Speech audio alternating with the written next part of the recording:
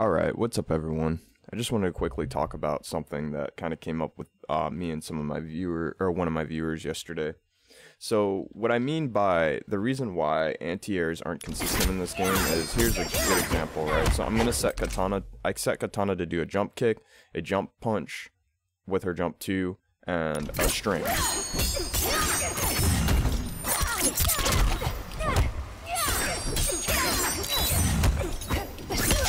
Right? Now I'm gonna see. Got that one.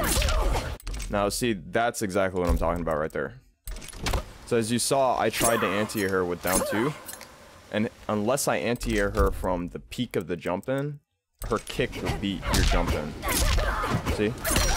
You have to do it at the peak. See, look, when she's at the peak, it'll anti-air, right?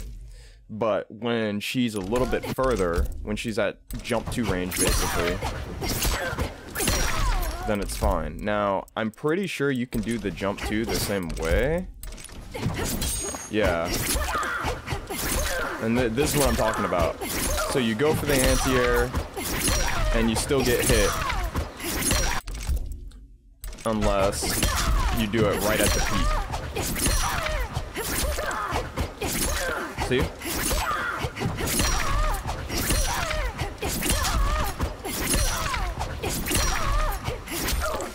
And the reason why this is happening, at least with the jump 2, it's a little different with the jump kick because the jump kick's more vertical. But the reason why it's happening with the jump 2 is because, as you see, Mileena is actually ducking right before the jump 2 hits where her head would be. So she's ducking under it and then uppercutting.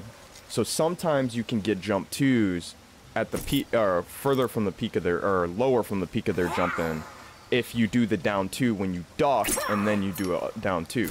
But if you try to do it just kind of on reaction, her jump in is going to eat your down 2.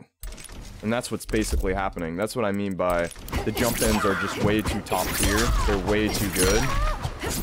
See, I'm ducking the jump in, right?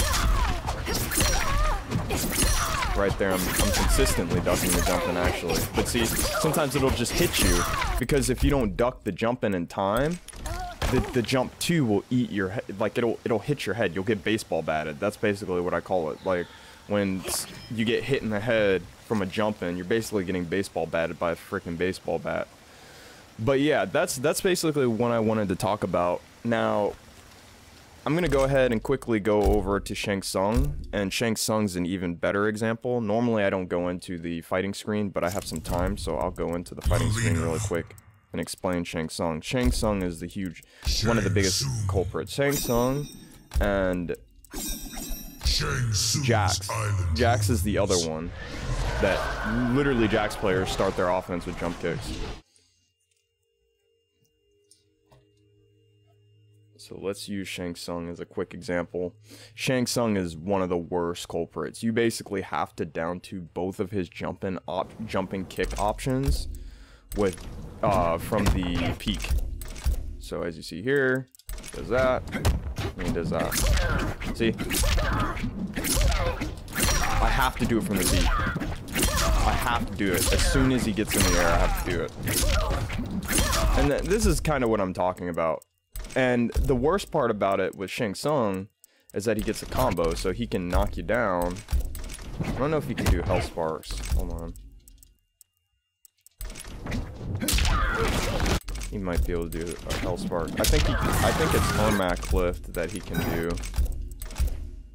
Sorry, I don't know Shang very well. Far Ground Eruption, so yeah, so he can get a combo. And that's pretty much what I was talking about yesterday, is that it's just this has to be kind of addressed, just simply because there's just too many options to start your offense from the air, that it takes away the grounded game that this game was kind of built around. This game was built around crazy neutral and crazy, not pressure, crazy neutral and neutral control. Yes, there are a few characters that break neutral, but balance those characters to where they don't break neutral. If you want your game to be neutral based, that's what you should do, right? Now, that doesn't mean make the characters bad, it just means make it to where I can read you in neutral and I get rewarded for it, right? And that's kind of the problem. The problem is, right now with jump-ins, it's just easier to start your offense with jump-ins. Like, even when I'm playing Mileena, I don't play neutral as much because her jump-in is pretty top tier too. Like, her jump-in kick is very, very good. It's very, very hard to anti-air. You basically have to do it. You have to read exactly when I'm going to do a jump kick, which opens up her jump too, you know? So that's kind of my point, is they're just too strong right now. Making down twos invincible, I think, is the best option. But yeah,